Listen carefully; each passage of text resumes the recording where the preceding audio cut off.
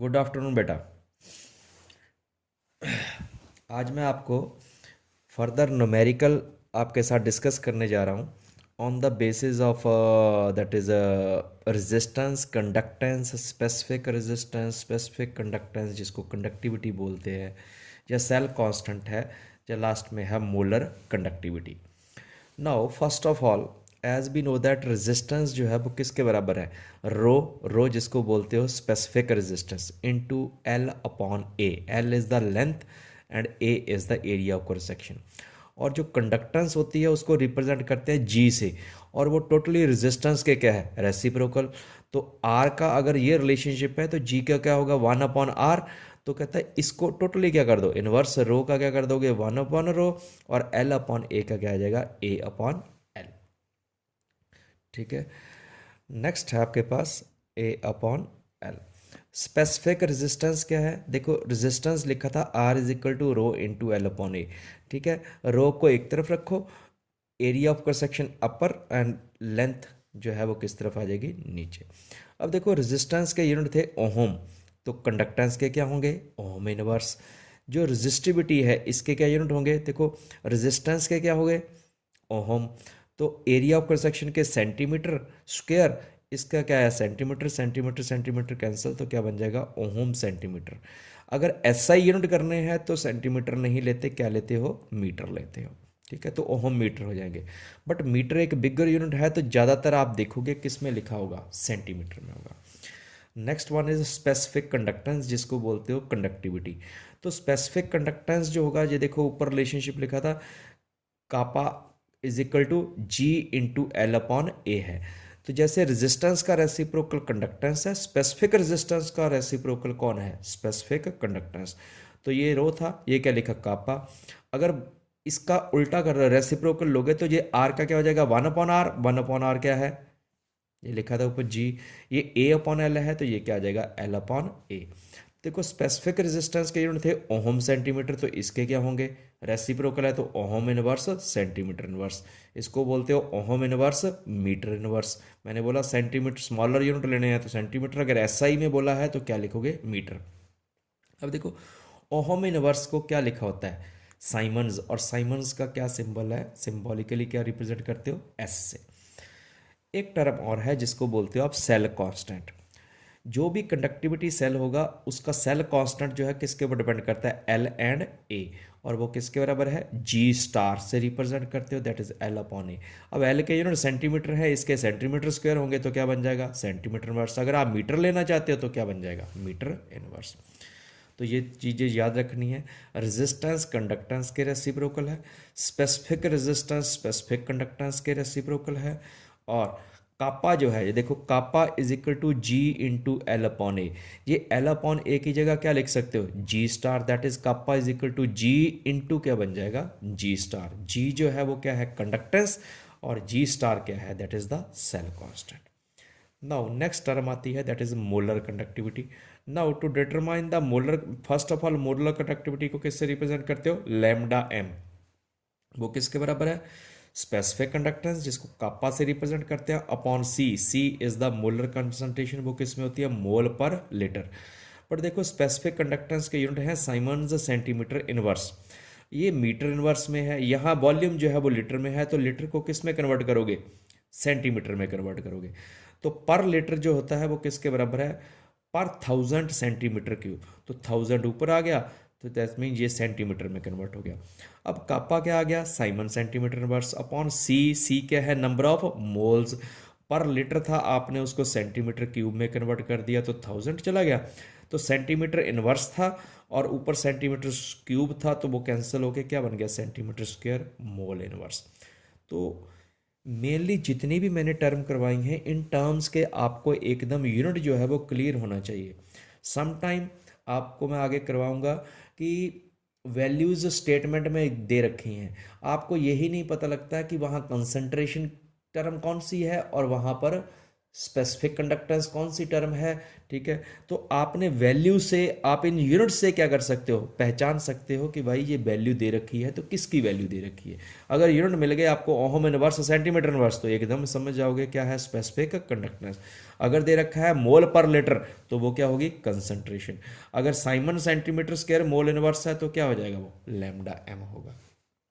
Next है आपके पास degree of dissociation. जो डिग्री ऑफ डिसोसिएशन है उसको रिप्रेजेंट करते हैं अल्फा से, और वो किसके बराबर है, lambda M C upon lambda M infinity. याद रखना molar conductivity at infinite dilution बोलते हैं, तो इसी को बोलते हैं molar conductivity at zero concentration. जब किसी सोल्यूशन को एक्सेस में डिल्यूट कर दिया तो इसका मतलब उस वक्त उसमें सोल्यूट का अमाउंट लगभग कितना है, जीरो है, तो वो zero concentration.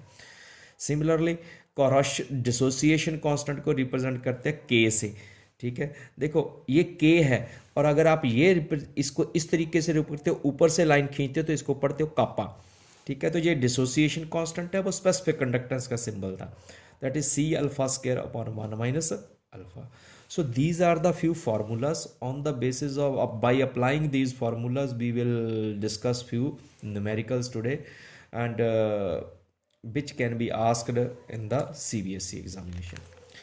Now first numerical देखो, the electrical resistance of a column of 0.01 molar KOH। अब मैंने बोला इलेक्ट्रिकल रेजिस्टेंस किसकी, 0.05 मोलर KOH सोल्यूशन, तो ये इलेक्ट्रिकल रेजिस्टेंस की वैल्यू नहीं है, यहाँ पर लिखा मोलर, मोलर मीन मोल पर लीटर, तो ये कंसंट्रेशन है। तो मैंने सबसे पहले देखो लिखा है molar concentration C is equal to 0.05 molar.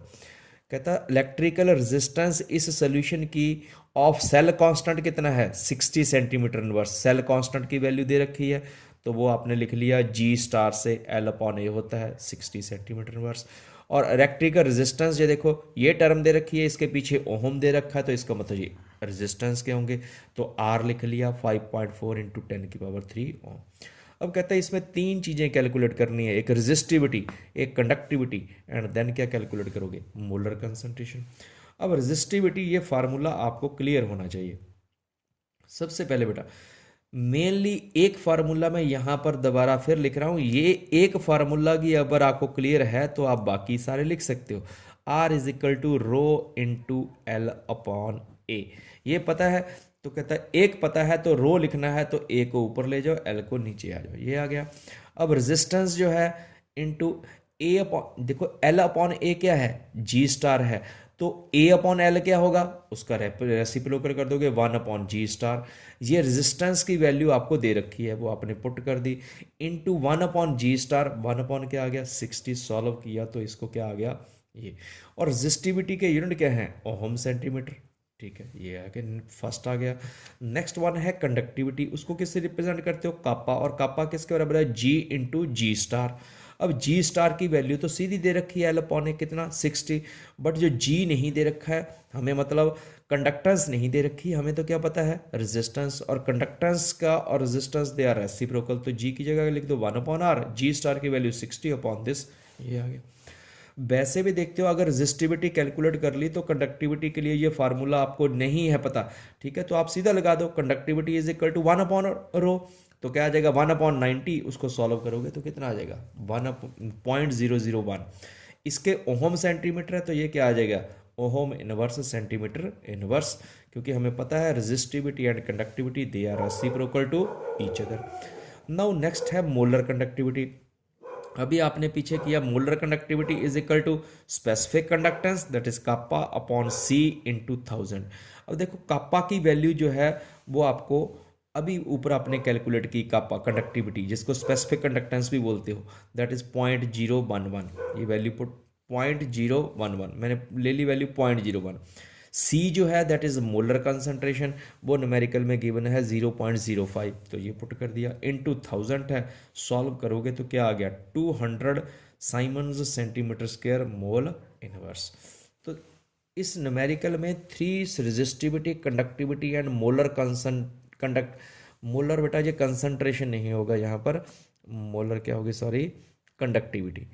ये मोलर कंडक्टिविटी जो है ये कैलकुलेट करने के लिए बोला था। तो तीनों चीज़ें आपने कैलकुलेट कर ली और तीनों के 1 मार्क्स का होगा, तो टोटल न्यूमेरिकल ये कितने मार्क्स का हो जाएगा? 3 मार्क्स का। इसी तरह से हम एक और एग्जांपल लेते हैं। देखो, कहता है resistance of a conductivity cell, resistance of a conductivity cell containing, फिर आप 0.001 मोलर, मोलर दिया है तो इसका मतलब वो कंसंट्रेशन है, एट 298 केल्विन इज 1500 ओहम। तो ये रेजिस्टेंस है, क्योंकि यूनिट क्या है? ओहम, तो R is equal to 1500। What is the cell constant? कहता है cell constant of conductivity, cell constant निकालो, मतलब G स्टार आपको निकालना है। If conductivity of 0.001, same solution 0.001 molar है, ये भी 0.0, उसकी कंडक्टिविटी की वैल्यू दे रखी है 0.146 इंटू 10⁻⁻⁴ साइमन्स सेंटीमीटर इनवर्स। ये कंडक्टिविटी, कंडक्टिविटी मतलब मोलर कंडक्टिविटी नहीं होती, कंडक्टिविटी मतलब स्पेसिफिक कंडक्टेंस, ये कापा की वैल्यू है। अब हमें पता है as we know that kappa is equal to G into G star, ठीक है। तो G स्टार किसके बराबर आ जाएगा? कापा अपॉन G, और 1/G को क्या लिख सकते हो?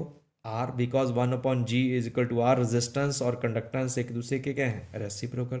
तो कापा की वैल्यू भी पता है, R की वैल्यू भी पता है, in this way you can determine what? G star. तो कहते हैं जो मैंने आपके साथ पीछे फार्मूला जो किए डिस्कस किए, ये फार्मूला अगर आपको क्लियर है तो न्यूमेरिकल, ये इस इनके ऊपर अगर कोई न्यूमेरिकल आ जाता है तो आसान है।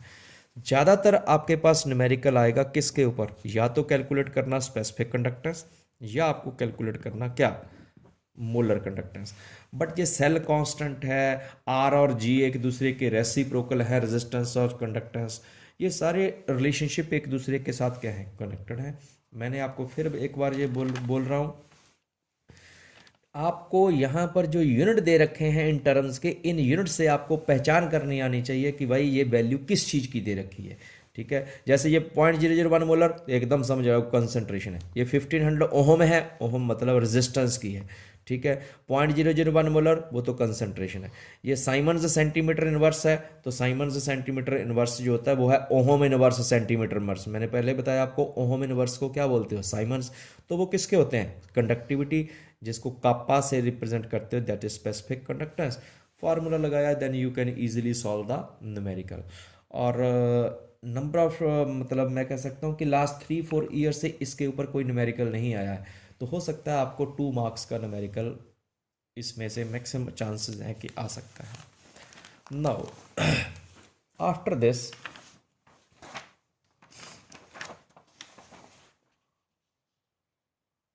there is one more type of numerical which can be asked on the basis of the Coriolis law at for strong electrolyte at infinite dilution। तो उसमें एक होता है लैम्डा m इन्फिनिटी, एक होता है alpha that is degree of dissociation, और एक होता है k that is the dissociation constant.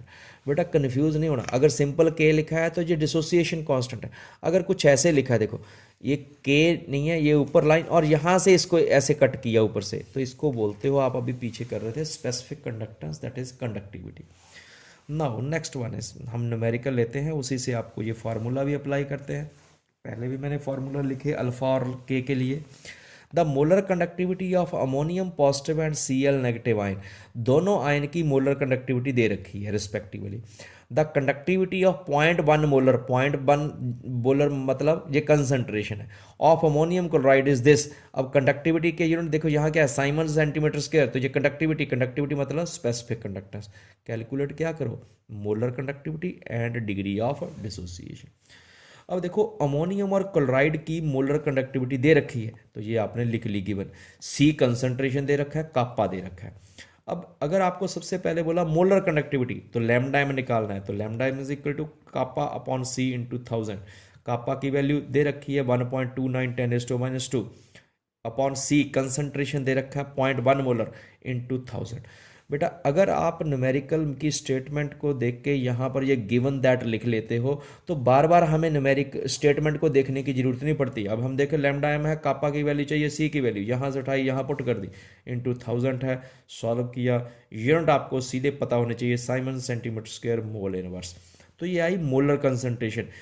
Sorry molar conductivity किस कंसंट्रेशन के ऊपर, 0.1, तो आप इसका लिखते हो लैम्डा एम, इसको सी से रिप्रेजेंट, सी मतलब at the given concentration. Now अगर आप कैलकुलेट करना चाहते हो, नेक्स्ट है डिग्री ऑफ डिसोसिएशन, जिसको रिप्रेजेंट करते हो अल्फा, तो याद रखोगे वो क्या है, ratio of the molar conductivity at given concentration of that electrolyte towards the to molar conductivity of that electrolyte at infinite dilution. अब देखो आपके पास जो सॉल्ट दे रखा है दैट इज अमोनियम क्लोराइड। अब अमोनियम क्लोराइड की molar conductivity at given concentration तो सॉल्व करके निकाल ली ये वाली value, but lambda M infinity जो है वो अभी हमें पता नहीं है। But lambda M infinity of any strong electrolyte जो है वो किसके बराबर होती है, sum of the conductivity of all the ions. अब अमोनियम क्लोराइड से दो ही तरह के आयन बनते हैं, अमोनियम आयन और क्लोराइड आयन, और इन दोनों की molar conductivity at infinite dilution numerical में ऊपर क्या है गिवन है, वो वैल्यू आपने जहां पुट की तो ये मोलर कंडक्टिविटी एट किसके ऊपर निकल गई, इनफाइनाइट डिल्यूशन। जब मतलब आपने बहुत ज़्यादा डिल्यूट कर दिया है, लगभग कंसंट्रेशन अप्रोचेस कितनी है, जीरो है, तो ये वैल्यू आ गई। और अल्फा के लिए formula lambda M C upon lambda M infinity, lambda M C की वैल्यू ये ऊपर कैलकुलेट की थी, लैम्डा एम इन्फिनिटी की वैल्यू 150 ये पुट कर दी, तो अल्फा की वैल्यू आ गई दैट इज 0.86। दैट मीन ये जो इलेक्ट्रोलाइट था अमोनियम क्लोराइड काफ़ी हद तक क्या कर चुका है, अल्फा की वैल्यू मैक्सिमम 1 आ सकती है, और ये नियर बाई 1 है, that mean maximum amount of ammonium chloride जो है वो क्या कर चुका है, डिसोसिएट कर चुका है। तो इस तरीके का बेटा कोई भी न्यूमेरिकल आपको पूछा जा सकता है। देखो अल्फा निकालना है तो लैम्डा एम सी भी चाहिए, lambda M infinity. Lambda M infinity या तो डायरेक्ट दिया होगा या फिर जो भी इलेक्ट्रोलाइट है उसके अलग अलग आयन की इनफाइनाइट डिल्यूशन के ऊपर मोलर कंडक्टिविटी गिवन होगी। आप उसको ये कोरोशियस लॉ लगाया मैंने और इसको सॉल्व करके ये वैल्यू आ गई, फिर ये वैल्यू मैंने यहाँ पुट कर दी, और लैम्डा एम सी की वैल्यू गिवन है तो ठीक है, अगर लैम्डा एम सी की वैल्यू गिवन नहीं होगी तो आपको वो कैलकुलेट करनी होगी, उसके लिए कापा की वैल्यू गिवन होगी और कंसंट्रेशन ऑफ सोल्यूशन भी क्या होगा, गिवन। तो ये फार्मूला लगा के पहले लैम्डा एम सी वो वैल्यू यहाँ पुट होगी, लैम्डा एम इन्फिनिटी की भी वैल्यू गिवन है तो ठीक है, नहीं तो जो इलेक्ट्रोलाइट है उसके आयन की वैल्यू न्यूमेरिकल में जैसे यहाँ गिवन है वो दोनों का सम करोगे, then we can determine the value of alpha. और ऐसा न्यूमेरिकल कोई भी आपको 3 मार्क्स में आ सकता है। ऐसा ही मैं एक और लेता हूँ, the molar conductivity of 0.025 mole litre inverse of methanoic acid is given. अब देखो ये 0.025 मोल लीटर इनवर्स है, तो that mean mole litre inverse किसके यूनिट होते हैं, कंसंट्रेशन के, तो ये कंसंट्रेशन सी लिख दी मैंने। कहता और उसकी क्या दे रखी है, मोलर कंडक्टिविटी। मोलर कंडक्टिविटी यहाँ टर्म ये आई, इसके यूनिट क्या है, Simon centimetre square mole inverse, तो दैट मीन ये किसकी वैल्यू है, कापा की वैल्यू है, ये लिख ली। Calculate its degree of dissociation, आपको एक अल्फा कैलकुलेट करना है, दूसरा डिसोसिएशन कांस्टेंट, ठीक है, वो क्या कैलकुलेट करना है, के कैलकुलेट करना है। अब कहता है जो मिथेनोइक एसिड है उससे टूटने वाले आयंस, एक H पॉजिटिव है एक HCO नेगेटिव है, उन दोनों आयंस की अलग अलग क्या दे रखी है, मोलर कंडक्टिविटी। बेटा ये ऊपर या तो जीरो लिखा होगा या इन्फिनिटी, एक ही चीज़ है। इनफाइनाइट डिल्यूशन का मतलब होता है जीरो कंसंट्रेशन, दोनों की दे रखी। अब कहता है जो गिवन था मैंने लिख लिया, यहाँ ये लिख लिया, कोरोशियस लॉ लगाया मिथेनोइक एसिड के ऊपर HCOH, तो वो क्या हो गया H पॉजिटिव एंड दिस, और ये दोनों वैल्यू आपके पास क्या है, गिवन है, आपने सम किया तो ये निकल गया molar conductivity at zero concentration. और molar conductivity at given concentration जो है वो आपको दे रखी है, तो अल्फा किसके बराबर है, lambda M C upon lambda M zero, तो ये 46.15 जो है वो वैल्यू गिवन थी, और ये आपने लैम्डा एम जीरो HCOH की निकाल ली, वैल्यू आई 0.11, अल्फा की वैल्यू कैलकुलेट होगी, फर्स्ट पॉइंट। सेकंड है के जिसको बोला dissociation constant, that is equal to C alpha square upon 1 minus alpha. C क्या होती है, कंसंट्रेशन, वो न्यूमेरिकल में क्या थी, गिवन थी, वो वैल्यू पुट की, इनटू अल्फा की वैल्यू 0.11, इसका स्क्वायर कर दिया, 1 माइनस अल्फा 1 माइनस 0.11, इसको सॉल्व किया तो ये सॉल्व करके किसकी वैल्यू आ गई, के की वैल्यू 3.4 इंटू 10⁻⁻⁴, तो ये इसका आंसर आ गया। अब अल्फा दो मोलर कंसंट्रेशन के क्या है, रेशियो है, तो इसके कोई भी यूनिट नहीं होंगे। सी क्या होता है, that is the molar concentration. अब अल्फा के तो कोई यूनिट नहीं है, इस टर्म के और इस टर्म के यूनिट नहीं है, बट सी क्या है, मोलर कंसंट्रेशन है, तो जो के है डिसोसिएशन कांस्टेंट, उसके यूनिट जो है वो क्या होंगे, मोल लीटर इनवर्स आ जाएंगे। ठीक है, तो इन दिस वे इस तरह के न्यूमेरिकल्स जो होंगे वो इसके ऊपर आप resistance, conductance, resistivity, conductivity, specific resistance, specific conductance, या मैं बोल सकता हूँ कि मोलर कंडक्टिविटी, अभी आपने डिग्री ऑफ डिसोसिएशन किया एंड देन डिसोसिएशन कांस्टेंट, ये आप कर सकते हो। ठीक है, इसके रिलेटेड आपने एनसीईआरटी की कुछ 2-3 एग्जांपल दो मैंने आपके साथ डिस्कस की। बाकी ओनली आप एनसीईआरटी के इन टेक्स्ट और एक्सरसाइज में जो क्वेश्चंस आए हैं, ठीक है, हैं आप उनको सॉल्व करके देखो। अगर उसमें कोई प्रॉब्लम है तो आप मुझे मैसेज कर देना। ठीक है, मेरे व्हाट्सअप नंबर पे। और ये आपके लिए क्या होगा, फिर मैं उसका सोल्यूशन भी आपको सेंड कर दूंगा। कल को मॉर्निंग में मैं आपको एक और नई क्या सेंड कर दूंगा, वीडियो सेंड करूंगा, that is on the basis numericals on the Faraday's law of electrolysis.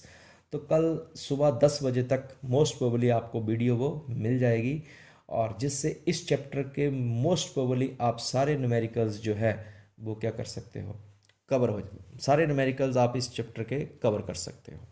Thank you, have a nice day.